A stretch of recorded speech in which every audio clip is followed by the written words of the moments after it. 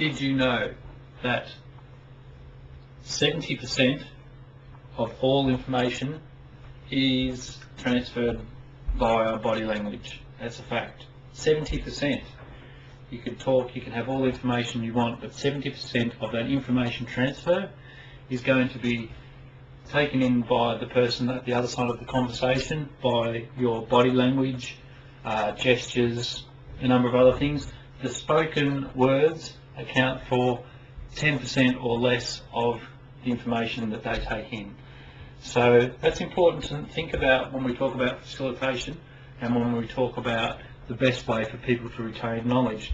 And the people that we want to retain knowledge are the participants. The participants are the primary target when we talk about a training session. It's not about you getting up there and projecting information. We want them to actually retain information, and we also want them to have a good experience. It's not about just training someone to do something. There's no reason why we can't have a session that was enjoyable, dynamic, something totally different to any other training session, and still achieve the objectives we want, which is the skill set, the outcomes desired in the session. In this case, the skill set consists of learning what to do to be a facilitator. So that's important to know. Communication is a fundamental principle of facilitation. So our starting point is going to be an icebreaker. We need to do something that gets the attention of the audience very quickly. So as I did at the start of this session, just a fact. I didn't do any welcome to the class. I didn't do this is where the toilets are. You can still do that. There's nothing to say you can't do that. But very soon, very early on in the presentation, something that gets their attention. And that's an interesting fact, that 70% of the communication is going to be non-verbal. Because I know a lot of facilitators that think that they need to deliver information, just deliver it verbally or by PowerPoint. And as we know, there is that saying, death by PowerPoint. I think it's well founded. Personally, I try and use PowerPoints just as minimal as possible. Sometimes you're going to need quite a few PowerPoints. You may not be able to get around it, but I will do as much as I can to avoid PowerPoint. I like to bring people in the session up. I like to have a whiteboard that is organic, for want of a better word, where I just bring them up and I let them build a session on the whiteboard, basically. A bit of that comes from the technical training I did, where we were often talking about complex circuits. So I'd start, rather than just go, follow this line here, do this, do that, I would say, alright, we have a machine that we want to produce mail. What's the job that we want the machine to do? What do we actually need it to do? And get them thinking. That's a question. I ask them a question. What do we want this machine to do? It's pretty obvious. We want it to deliver mail. But it's still a question. It's not, okay, welcome to the class. We feed the mail in here. The conveyor belt takes the mail, puts it onto the flat sorter, scans it on the camera. That process of describing a mechanical feature is not going to engage the audience. So I'd ask them a question. I'd say, come up to the front and show me how we're actually going to get the mail into the machine. How are we going to do it?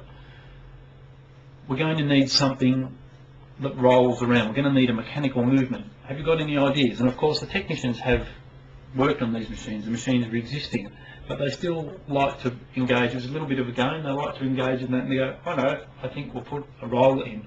But the point of that exercise was they were up, they were doing things, they were thinking, they were having a bit of fun. The courses were often long, so we can't always have as much freedom and creativity as we'd like, but I think it's a mix of creativity and getting the information, the key information across. So that's the first thing. That we've got the icebreaker. We want to engage the audience. We want to give them a variety of activities. We want them to feel like they're part of the session, and it's probably unavoidable that at times they're going to, on the longer courses, of a day or so, that they're going to feel some degree of, what's the word? Don't know. Anyway, that escapes me. I didn't prepare a lot of information for this talk because I wanted to give a feeling of around engaging the tactile senses is always going to be good, and yeah, basically as much interaction as possible. The things that we do want to do, we want to make eye contact. We want to engage with the participants one-on-one. We want to go around the class and have individual conversations and get them exchanging information individually as well. That's okay. It doesn't, so long as it's on track and so long as it's not distracting from the class, that's what we want. It's a sharing of information. If someone brings up a point in a separate conversation, I'll often just keep an ear out and I'll say, okay, that sounds like a really good point. Can you come up and put that on the whiteboard? And that gives me a break and it gives the participant a chance to speak so they hear a different voice. It's good to hear different voices. To just hear someone talking non-stop, except for this presentation, because that's what's required. We want to try and have more variety, just as much variety in the session as possible, really, is what we're aiming for. So I'll often get them to come up, and I might even get them to, if we've got a lot of information, technical information to read through, I'll copy the material and I'll pass it around, and I'll ask them to do a small read, if they're capable of it, of small sections, just so that they hear a different voice. I think that's important. What else? Assessment. When I'm assessing, I try and assess them as we're going through the class, making sure, constantly evaluating them, asking them questions, trying to assess where they're at, and also giving people who have already achieved the level of competency that I'm after the chance to teach the other participants. It doesn't always have to be me giving the answers. If someone's got the answer within the group, I'd love them to share it with the participants and answer the questions for them. So that's pretty much the fundamental principle that I want to talk about in facilitation, is the sharing of information, the group dynamics, getting people to come up, engaging them on the whiteboard, having activities,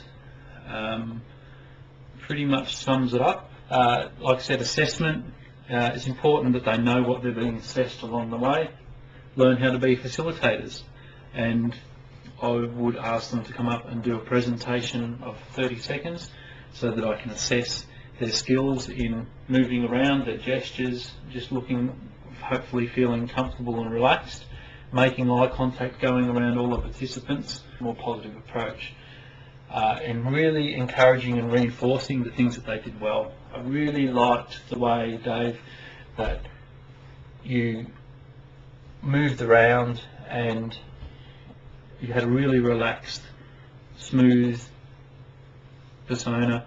I like the way your eye contact was good. I like the way I noticed that you particularly engaged me and delivered information to me, and you held my gaze to make a point to me. I thought that was really good. Comments like that. So that's the feedback that I will often deliver in the session. I try to make that an ongoing process, not just for assessments.